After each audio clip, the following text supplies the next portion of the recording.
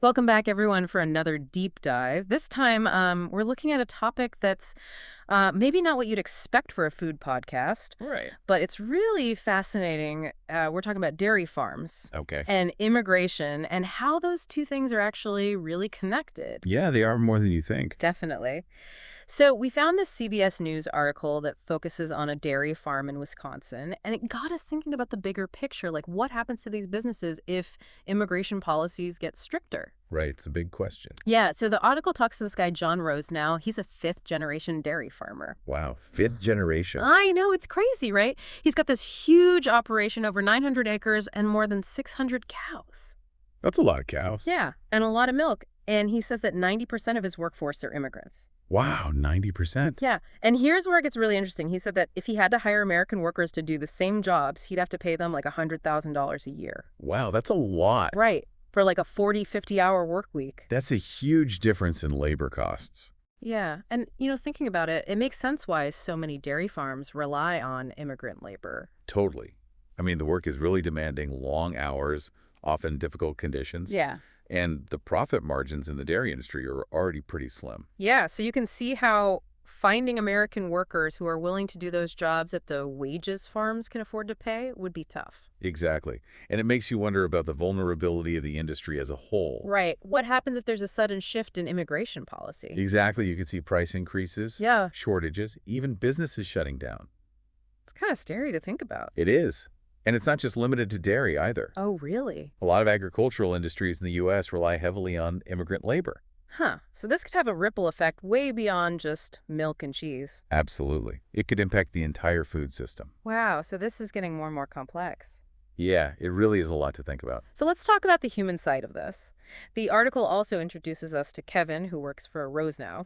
He's 21 years old and an undocumented worker from Mexico. He came to the U.S. when he was just 18. That's young. I know, and his story is actually pretty common.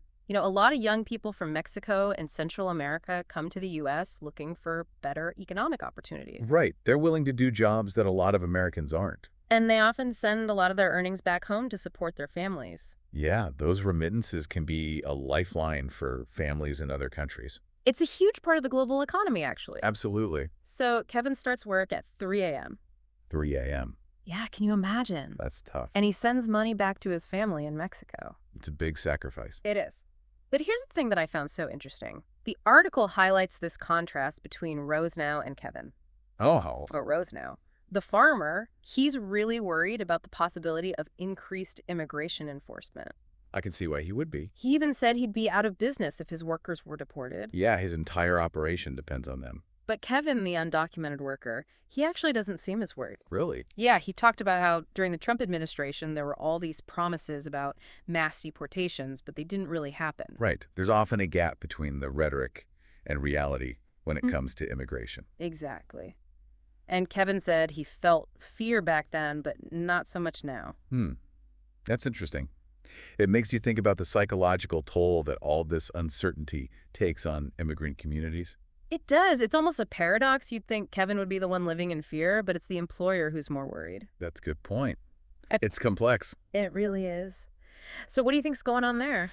I mean, it could be a lot of things. Yeah. Maybe it's a sense of resilience that comes from having already faced so many challenges, Yeah, maybe they've just learned to adapt. right? Or maybe it's a belief that they can find a way to navigate the system even if it gets tougher. Yeah. We also have to remember that even within a community, people experience these things differently. There's no single immigrant experience. That's so true. It's a good reminder that this isn't just about statistics and policy debates. It's about real people's lives. Absolutely. Their stories matter. They do. And we're going to keep exploring those stories as we continue our deep dive, so stay tuned. This is fascinating. I'm really curious to hear more. Me too. There's a lot more to uncover. It's complicated, right? This whole industry relying on people who could be forced to leave the country at any time. Yeah, like where do we even go from here? Are there any solutions that could work for both sides, the farmers and the workers? I mean, Well, there are a few ideas out there, but they all have their own challenges. okay, like what? One option is expanding the existing visa programs or creating new ones specifically for agricultural workers. So making it easier for people to come here legally to work on the farms. Yeah, exactly. It would give the farmers a more stable workforce, Okay. and it would give the workers legal protections and maybe even a path to citizenship. So that sounds like a win-win, right? It could be, but it's not that simple. Yeah, I figured there had to be a catch. There's always a catch, Oh, right? yeah. Like, what's the problem with that idea? Yeah. Well, a big hurdle is the politics around immigration. These programs can be tough to get past, and even if they are, it can be hard to implement them effectively. Oh, I see. There are also concerns about how a big influx of foreign workers might impact wages for everyone in the industry. So it's not just about creating the programs, it's about making sure they're designed well and managed in a way that actually benefits both the workers and the employers. Yeah, for sure. It's a balance. Okay, so what else is on the table? Another idea is investing in automation and technology to reduce the need for so much manual labor. Like those robotic milking systems you see on some of the bigger farms? Exactly, those. And things like automated feeding systems, self-cleaning barns, that kind of stuff. Okay, so robots could help fill the labor gap? Potentially. But there are issues with that, too. The cost is a big one, Oh yeah, robots aren't cheap. right? Especially for smaller farms, it could be really hard to afford that kind of technology. And then wouldn't we still need people to manage the robots and fix them when they break down? That's another question. Yeah. Yeah, would automation completely replace human workers or just change the types of skills that are needed? So it's not a perfect solution either. It's not a magic bullet. No. Okay, so what else is there? There's the option of trying to attract more American workers to the dairy industry. By like offering higher wages and better working conditions. Exactly. But wouldn't that mean higher prices for consumers? That's the trade-off, isn't it? Yeah, it is. We benefit from lower food prices, but those lower prices are often made possible by the lower wages paid to immigrant workers. So it's a question of values. How much are we willing to pay for our food? And how important are the livelihoods of both the farmers and the farm workers to us? It's a tough question. It is. So out of these different approaches, is there one that seems most promising to you? I don't think there's one easy answer. Honestly, I think it's going to take a combination of different approaches to really be effective. A multi-pronged approach? Yeah, exactly. Yeah. But the key is to recognize how interconnected all these issues are. You can't talk about immigration without talking about business and the economy. And you can't talk about food prices without acknowledging the people who are doing the work to produce that food. Exactly. And most importantly, we can't forget about the human stories behind all of this. The people whose lives are directly affected by these decisions. Right. It's easy to get caught up in the stats and the policy debates and forget that there are real people at the heart of it all. Yeah, and those people deserve to be treated with dignity and respect regardless of their immigration status. Well said. I think this conversation has been really eye-opening.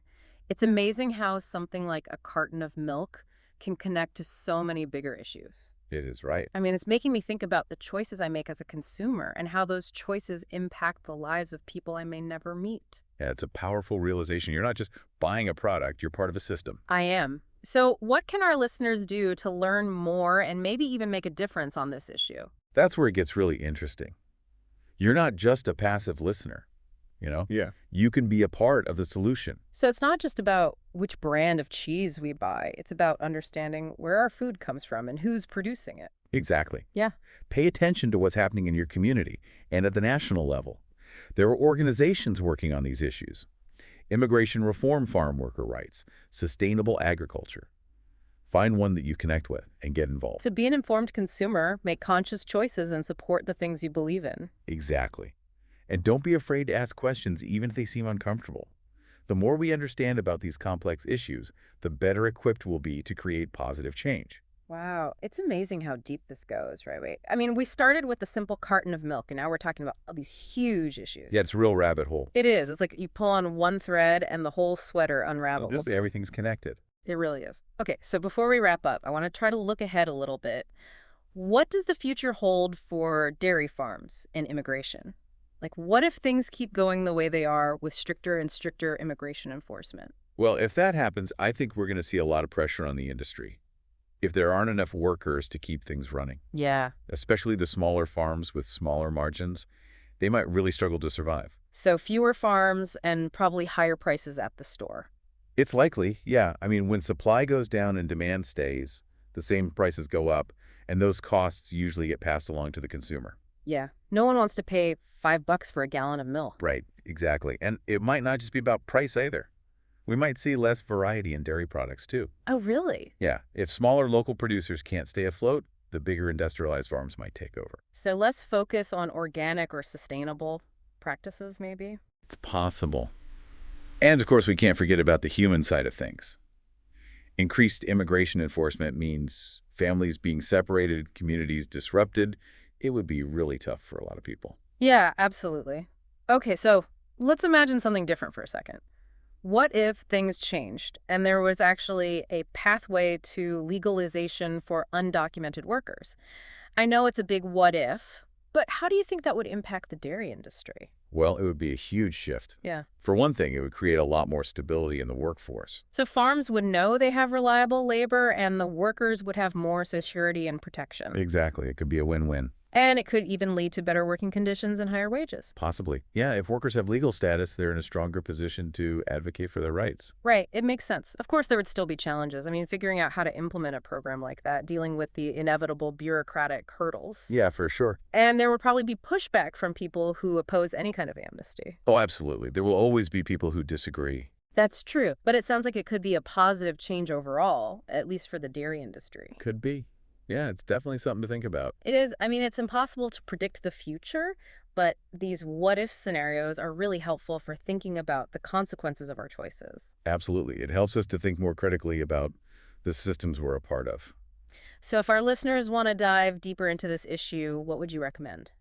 The most important thing is to stay informed, pay attention to what's happening in your community and at the national level. Right, like read articles, watch documentaries, that kind of thing. Exactly. And there are organizations working on all these different aspects of the issue. Immigration reform, farm worker rights, sustainable agriculture. Find one that resonates with you and get involved. It sounds like there's a lot we can do, even if it's just staying informed and talking about these things with our friends and family. Every voice matters.